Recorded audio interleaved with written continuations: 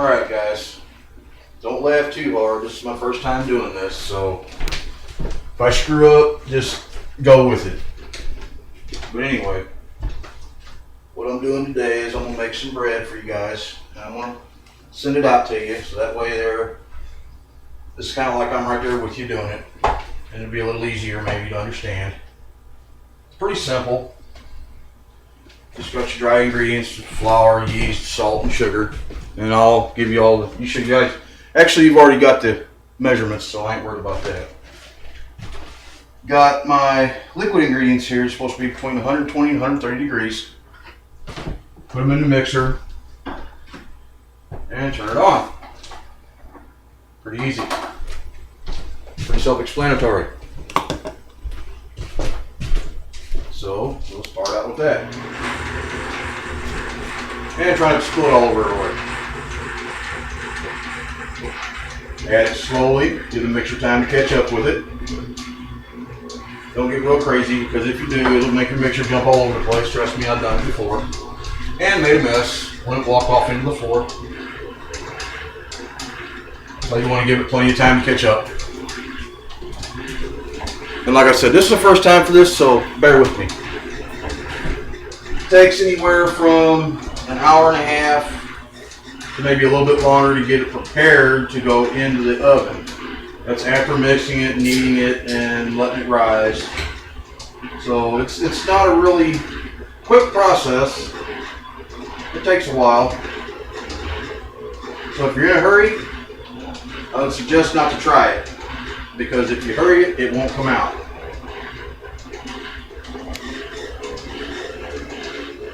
If you get the mixture right, it might be a little bit doughy at first, but that's all right. You can always add flour. The first thing you start with, though, is 5 cups of flour in the mixing bowl. You want to leave an extra cup out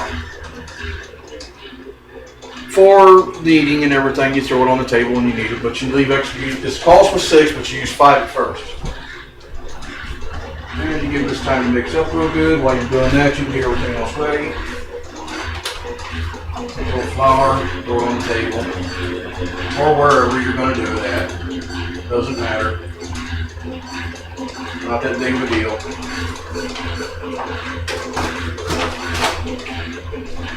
And let's see here. It's going to come out a little bit gooey at first, but it'll be alright. Take a spatula and you scrape the pan out when it's done. So make sure you got everything out of the pan.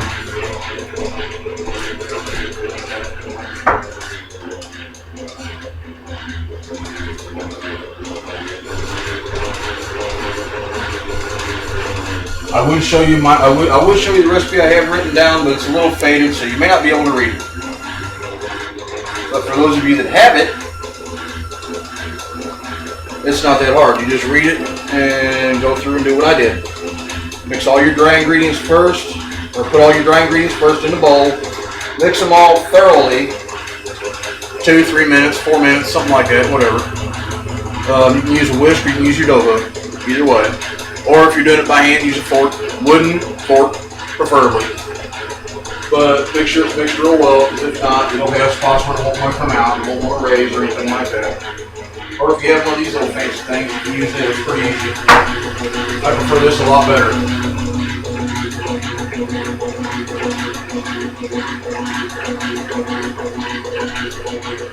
You got a timer?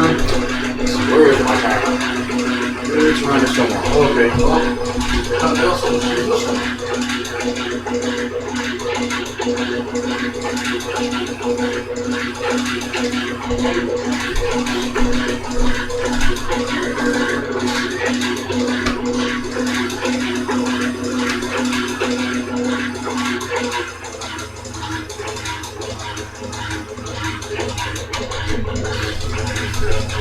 You want to knead your dough for 10 minutes as soon as it comes out.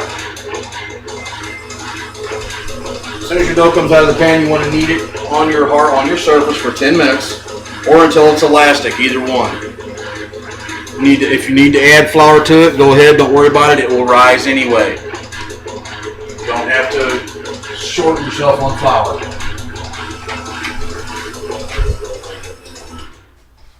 So this off, raise that up. And it's kind of runny, but it'll be all right. Like I said, as we're going along, it'll thicken up. No big deal. Scrape it all off your hook, nice and neat here. Maybe. Sometimes it comes off easier than others. Right now, it's not wanting to come off at all, so.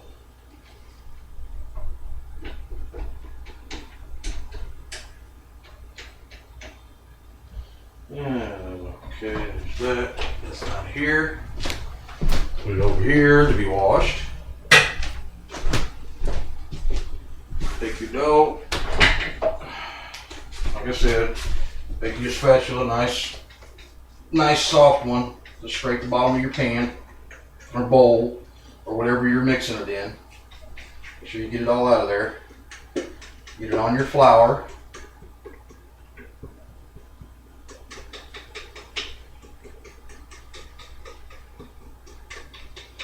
And once it's all down there, like that. That's when you begin the fun process. Probably can't see that well, but it'll be all right.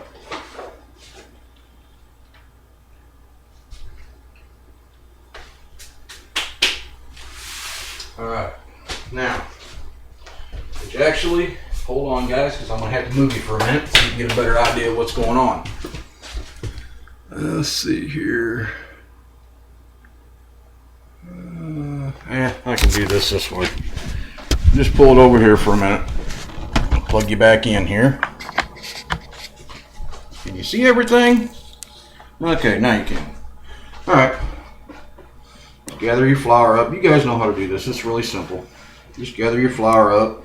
For those of you that don't, around the edges, on the top, pat it down a little bit. Start working it out slow. It's going to be really spongy and really soft. Just fold it over, all different directions. You make sure you get it all folded together real good. If you're wondering about that popping, that's my table because I'm pushing down on it. It happens. It's kind of weak. That might help. 10 minutes of this.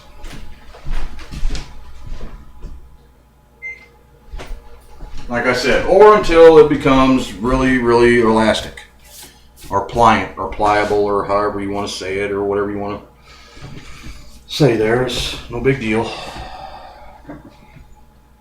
Like I said, this is not something that's really quick. It is kind of time consuming, considering you're going to be putting about like an hour and a half, 2 hours into it. The first stages are easy. 10 minutes of kneading, you rest it for 10 minutes after that. And when I get done with that, then I'll tell you what else I got to do with it. Or you have to do with it, not what I have to do with it. Because I'll already be doing it.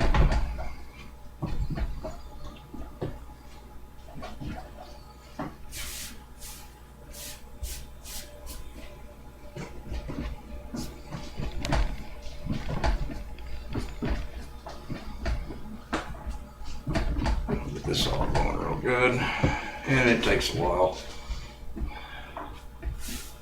This is the most aggravating part for me because I like things quick.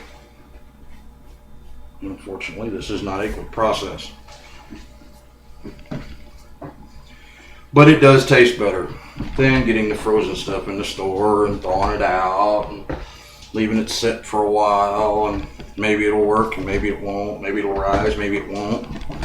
Maybe it's been sitting too long and it'll taste kind of funny after you get it out of the oven. At least this way here, you know exactly what's put in it and exactly how it's done because you're doing it yourself.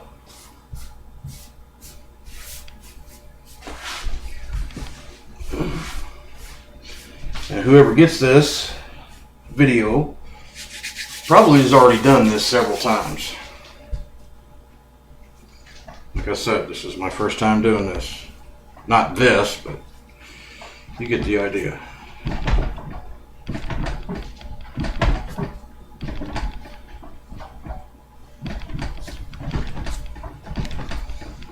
Like I said, that extra flour ain't gonna hurt nothing.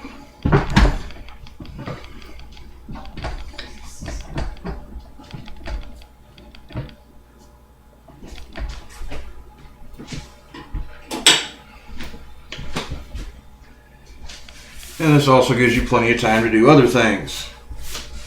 Because it's not really that, you don't have to really watch it that close. It's not like it's going to jump up off the table and run away on you. If it does, there's something, you've done something wrong. But you can cook all kinds of different things while you're doing this. 10 minutes to prep something. Another 10 minutes, 20 minutes to get something prepped and on the stove cooking.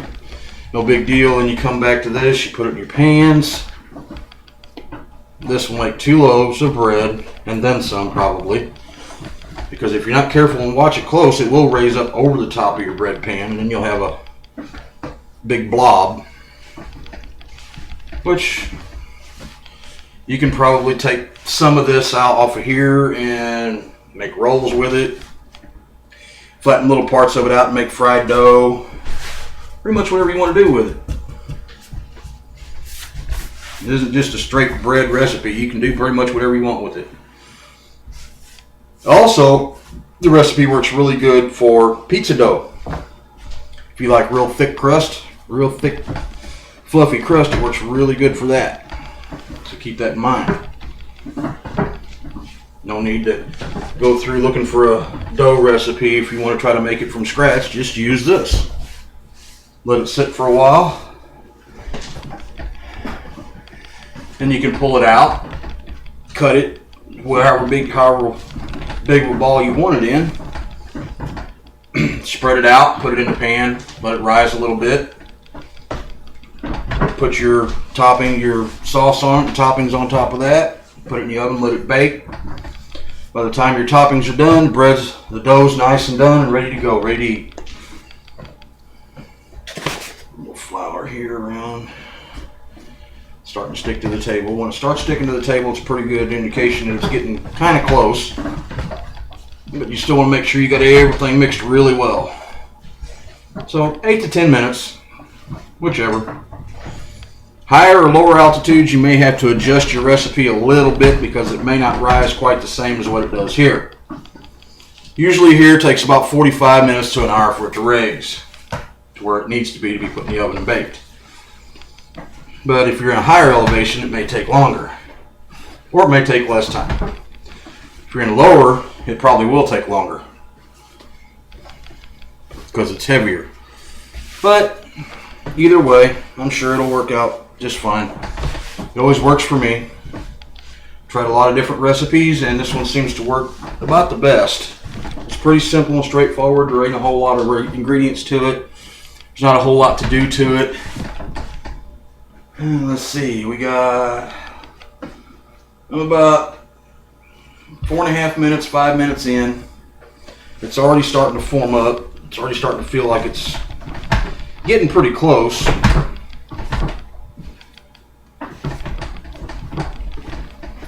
Yeah. When it starts sticking to your hands, that's when you want to take it a little easier with kneading it, because that means it's getting nice and close. See how that looks? It's nice and it's not real grainy looking. It's not, powdery. It's just about right. You can get a little softer with it. You can throw more flour down for the last 5 minutes if you want and just keep on pushing and mashing it around and doing whatever you want with it. It's really good to take out aggression with too. If you got any pin-up aggression, you can throw this stuff down and just beat on it for 10 minutes if you want.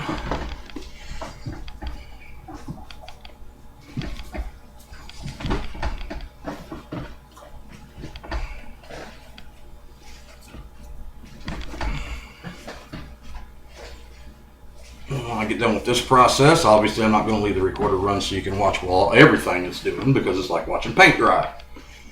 But when I'm done with this, then we'll start over again with the next part.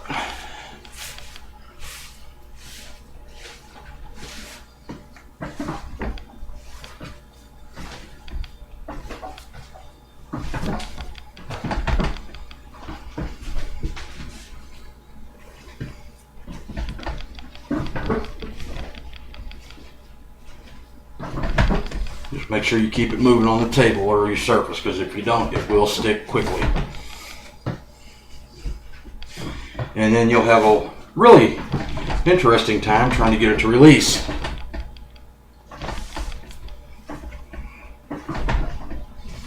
go. It's starting to stick again. Alright, now, this is I'm finishing up here. Take a little bit more flour, sprinkle it over on the table. And the reason I'm doing that is because when you let your dough rest to rise, it'll rest 10 minutes, and if you don't put something under it, it will stick to whatever you put it on. I don't care if it's wax paper, parchment paper, a table like this, a stainless steel top, anything, it will stick to it. I guarantee you it will. Let it rest for about 10 minutes. Let's see, come over here. Shut that off. Let this rest for 10 minutes and see how it works. And I will be back in 10.